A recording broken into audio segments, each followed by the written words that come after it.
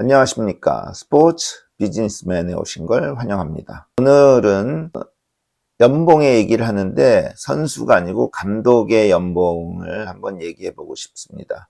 그래서 MLB의 감독과 NBA의 감독, 어디 감독이 연봉이 더 많은가?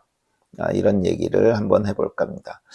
지난주에 어느 모임에서 저녁 식사를 하는데 제 옆에 앉으신 분이 우리나라 KBO 프로야구단의 사장을 하셨던 분이 옆에 앉아 계셨어요. 굉장히 야구에 대해서는 해박한 지식을 갖고 있고 저보다 더 잘 아시는 분입니다.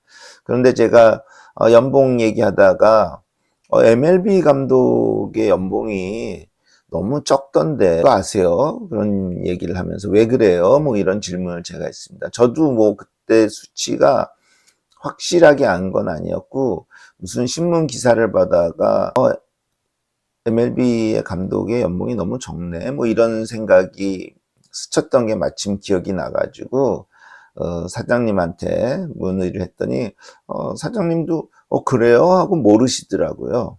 그래서 제가 그 기억을 더듬어서 MLB의 감독의 연봉을 데이터로도 한번 찾아보고 그래서 비교 대상들을 또 찾아보고 해서 오늘 강의 영상을 한번 만들어 보았습니다. 찾아보니까 결론부터 얘기하면 미국의 4대 스포츠 리그가 있죠. MLB, 그 다음에 NBA, 그 다음에 미식축구 NFL, 그 다음에 아이스하키 NHL, 이 4대 스포츠라고 그러는데 MLB 감독의 연봉이 평균적으로 봤을 때 이 4대 스포츠 리그 중에 최고로 적더라고요. 그래서 깜짝 놀랐습니다. 상대적으로 인기도가 제일 떨어져 있는 NHL보다도 적더라고요. 선수의 연봉이 그렇다는 게 아니고 감독의 연봉이 그렇습니다. 그래서 그걸 한번 제대로 한번 분석해보고 비교해보는 게 좋겠다 해서 오늘 영상을 만들게 되었습니다. 우리에게 좀 그래도 더 친근한 NBA와 농구와 야구의 감독들의 연봉을 한번 비교해보는 시간을 갖고 그 차가 왜 날까를 한번 또 원인을 같이 얘기해보는 시간을 갖겠습니다. 먼저 MLB에서 제일 많은 연봉을 받는 감독은 누굴까요? 시카고 컵스의 크레이그 카운셀 감독입니다.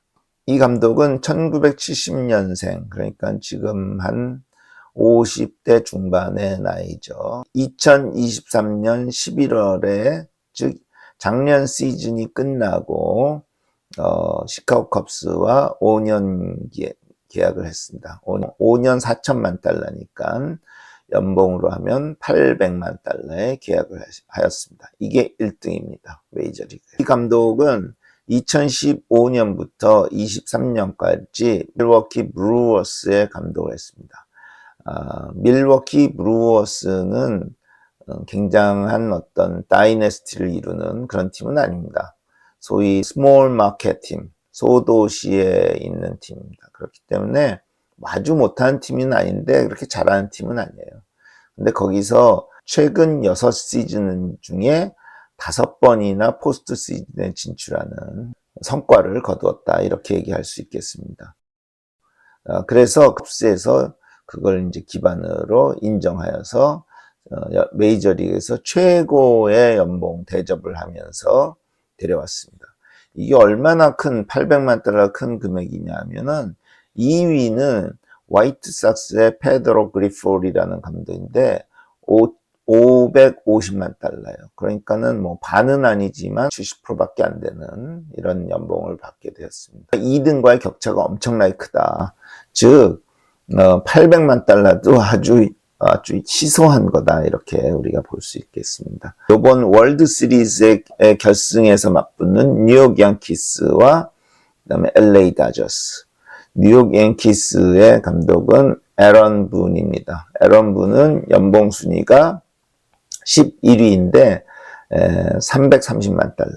시카고 컵스의 카운셀 감독 연봉 순위 1위인 감독에 비해서는 뭐 반도 안 되고 한참 모자른 이런 수준입니다. 한 40% 이 정도 되는 것 같아요.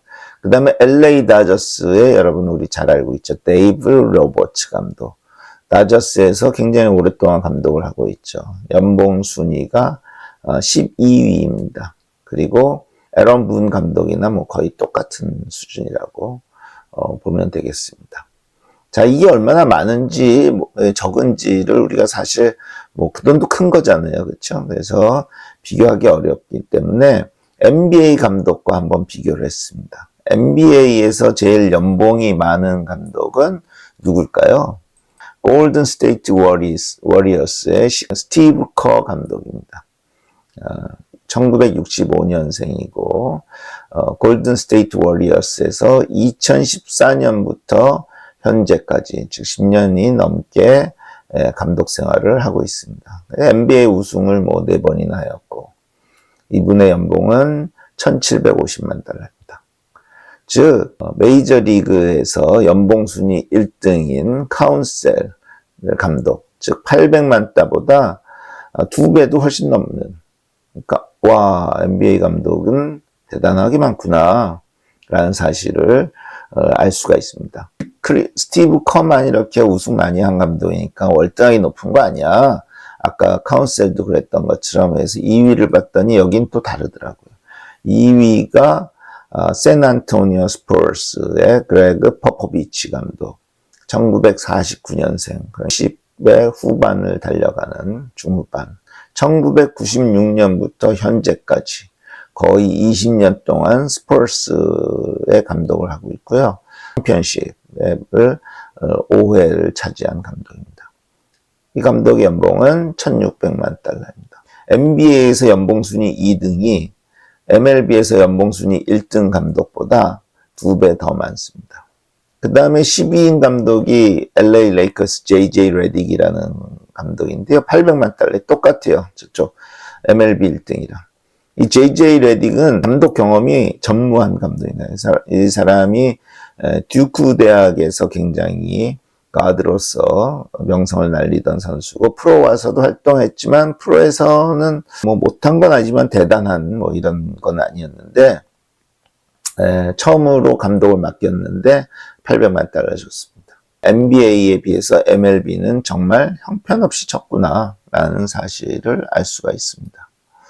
그럼 왜 그럴까요? 이런 생각을 우리가 한번 해볼 수 있겠죠.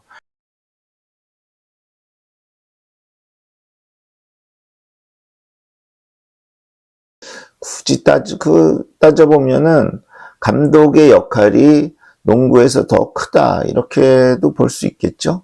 그렇죠. 감독의 역할이 감독이 누구냐에 따라서 선수단이 같아도 감독이 누구냐에 따라서 팀 성과가 굉장히 달라질 수 있다. 그런데 야구의 경우에는 선수단이 동일하면 감독이 뭐 누가 오든지 간에 어느 정도는 좀 비슷한 거 아닌가. 즉 감독이 팀 성과에 미치는 기여도가 상대적으로 적은 게 아닌가. 뭐 이런 생각을 해볼 수가 있겠죠. 그럴 것 같기도 합니다. 야구의 경우에는 선수 경기 자체가 선수 간의 어떠한 유기적인 어떤 교류에서 이렇게 경기가 벌어지는 것보다는 타석에 들어서면 오로지 그 타자의 목, 그 다음에 수비 입장에서는 물론 수비가 이제 내야수, 외야수가 있지만 결과적으로는 투수와 포수가 큰 이제 수비 입장에서 중요한 역할을 갖고 있고 이런 면과 달리 농구는 패스, 두 선수 간의 어떤 궁합 이런 것들이 굉장히 중요하잖아요.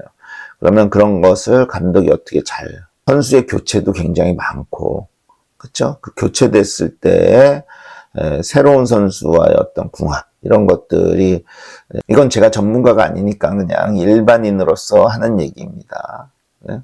근데 이제 약간 전문가적으로 얘기하면은 세이버 매트릭스 때문에 그런 게 아닌가.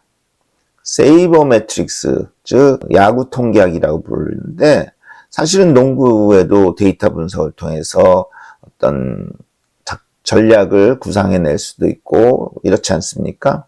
근데 세이버 매트릭스가 야구에는 적용이 수월한데 농구나 축구 이런 데는 상대적으로 적용하기가 쉽지 않습니다. 그렇기 때문에 어떻게 보면 야구에서는 감독을 얼마든지 뭐 세이버 매트릭스로 어느 정도 대체할 수 있다라고 이렇게 생각할 수도 있겠죠.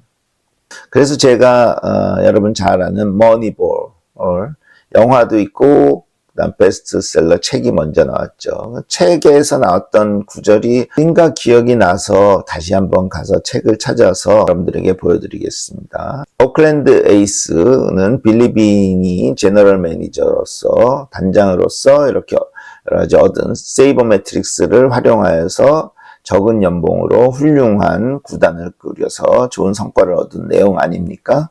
근데 그 빌리 빈의 단장이 되기 전임 단장이 앨더슨 담장입니다. 이 앨더슨 담장도 상당히 이런 세이버 매트릭스와 같은 마인드가 있었어요. 그래서 빌리 빈이 사실 혼자 이렇게 시작한 게 아니고 전임 단장의 영향을 많이 받았습니다. 머니볼의 책에 있는 말을 그대로 제가 갖고 왔습니다. 앨더슨은 그 후 자기가 우두머리라고 된 것처럼 굴지 않을 만한 감독을 물색을 하였고 최근 휴스턴 애스트로스에서 해고된 아트 하우 감독을 낙점했다. 앨더슨은 말했다. 하우는 자신의 가치관이 아닌 프런트의 가치관을 제대로 옮기기 위해 고용된 사람이었고 그것은 예전에 한 번도 시도되지 않은 방식이었다. 즉 세이버 매트릭스를 이용해서 어떤 프런트가 세이버 매트릭스를 이용한 어떠한 그 경기 전략이라든지 이런 것도 할 수 있잖아요. 그런 것들을 프런트에서 좀 주입시키고 싶은데 집어넣고 싶은데 전임 감독은 너무 기가 세서 그걸 안 받아줬어요. 그러니까 이제 그 감독과 헤어지면서 자기 말 잘 들을 만한, 프론트 말 잘 들을 만한 감독을 썼다. 뭐 이런 얘기 아닙니까?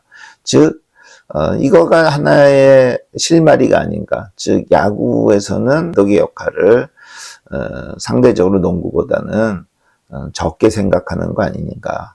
그렇기 때문에 이 감독을 시키건 저 감독을 시키건 큰 차이가 없다고 생각하니까 당연히 연봉이 상대적으로 적지 않은가 이런 생각을 우리가 추론을 할 수 있겠습니다. 그래서 오늘 강의 영상은 이렇게 추론을 하면서 오늘 강의를 마치도록 하겠습니다. 한국에서 현실은 어떤 거예요? 한국에서의 프로야구 감독들은 또 메이저리그의 감독들처럼 찬밥 대우를 받고 있는가요? 다음 영상에서 살펴보도록 하겠습니다. 구독과 좋아요, 알림 설정!